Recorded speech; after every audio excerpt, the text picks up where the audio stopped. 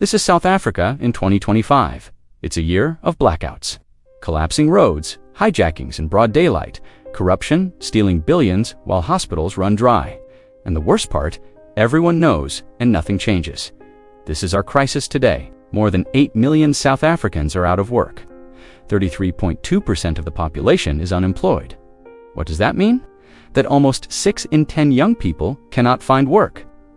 We've got the fewest workers earning the least amount in more than 2 decades. And half the country says jobs are their biggest fear. Not crime, not load shedding, but jobs. How did this happen? Well, we can point to many reasons. External factors, yes.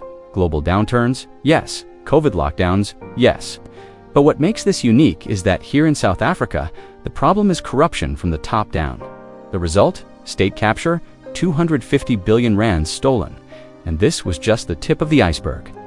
Since 1994, a staggering 700 billion rand has been lost to corruption. This is money that could have built schools, employed thousands, funded healthcare, but instead it's gone, vanished into the pockets of a few. And the most worrying part, it keeps happening. 1 in 5 citizens say they've had to pay a bribe to access basic services.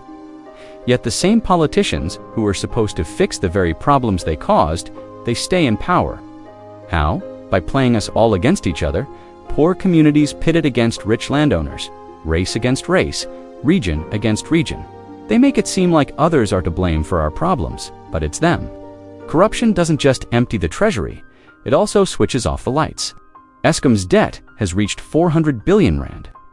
Coal plants are breaking down faster than they being repaired, and the promise of a maintenance plan has disappeared. Load shedding is back after 10 months of hope. And now the entire power system is teetering on the brink once again. In this crisis, everything goes wrong. The rail system completely collapsed, pushing thousands of trucks onto the roads, which are breaking under the weight. More than 3,000 road failures in the past year alone, leaving us with mountains of rubble, mountains that we then have to pay to clear. And these roads aren't just dangerous because of the potholes, they're crime scenes. South Africa now has one of the highest murder rates in the world. A person is killed every 10 minutes. A hijacking happens every 22 minutes. Kidnappings have quadrupled in the past 3 years, more than 17,000 last year alone.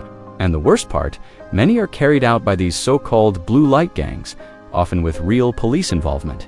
No wonder only 27% still trust the police. And yet we keep hearing the same old stories, the same excuses, promises that things will change. That the problems we face today won't be ours tomorrow. But we've heard it all before. When will it end?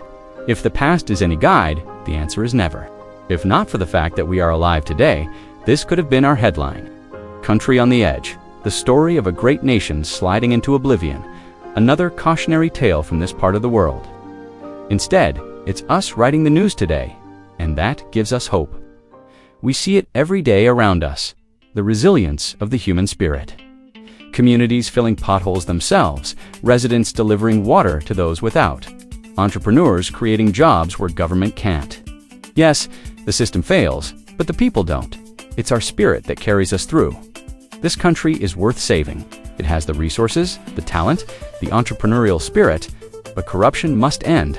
The lights must come back on. Our streets must be safe. Our people must work. Because if not, this really will be our future. Not just the stuff of newspaper headlines. South Africa won't be on the edge of collapse. It'll already be over it. So where do we start?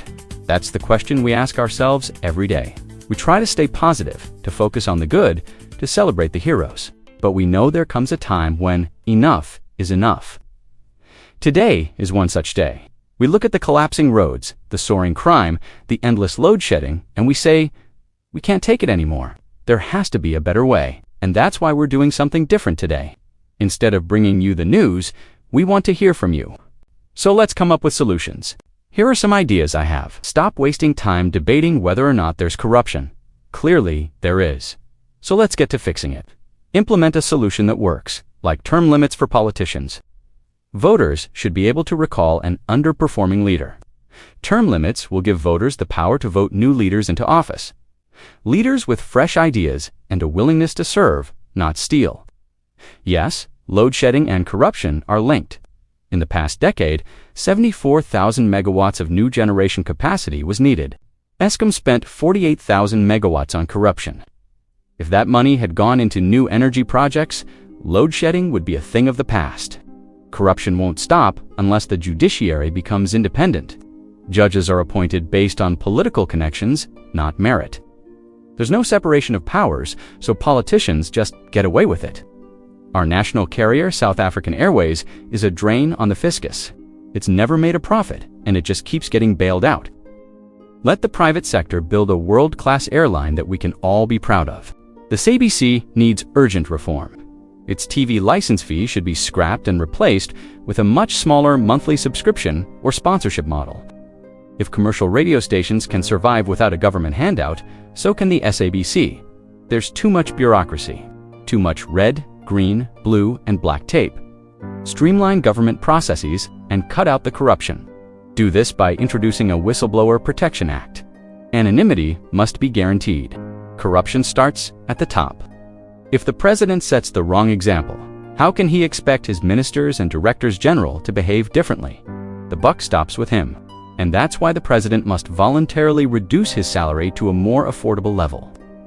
Why do we import cheese, butter, and milk powder when we have an abundance of fresh milk? We have world-class agricultural scientists and farmers. Support local producers and stop wasting money on imports. In the next 5 years, an estimated 1.2 million young people will enter the job market. But where will they work?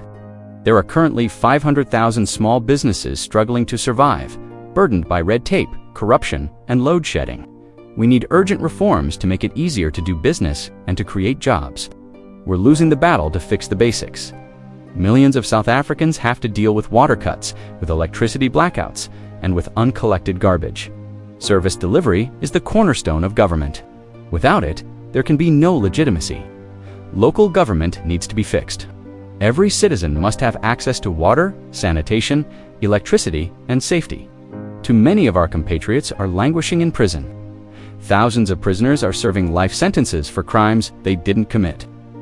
Wrongful convictions rob prisoners of their dignity, families of their loved ones, and the taxpayer of millions spent on legal fees.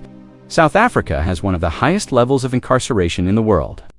Release the innocent and those who are terminally ill over the past decade. We've seen a steady decline in the quality of education. Schools are overcrowded, dilapidated, and understaffed. Classrooms are violent. The curriculum is inappropriate for the digital age, and the pass rate for maths and science continues to fall behind the rest of the world. Turn this around, and we'll turn around the country, give every child a quality education, and unleash their potential. As South Africans, we need to rediscover our can-do attitude. Stop complaining and start fixing. Hold government accountable and demand action. Demand service delivery. Be an active citizen, participate in politics. Vote and ensure that your vote counts. Start a business, create jobs, employ someone, buy local, make South Africa work. And that's our message today. South Africa can work. It will work if we all do our part. Thank you for watching. See you later.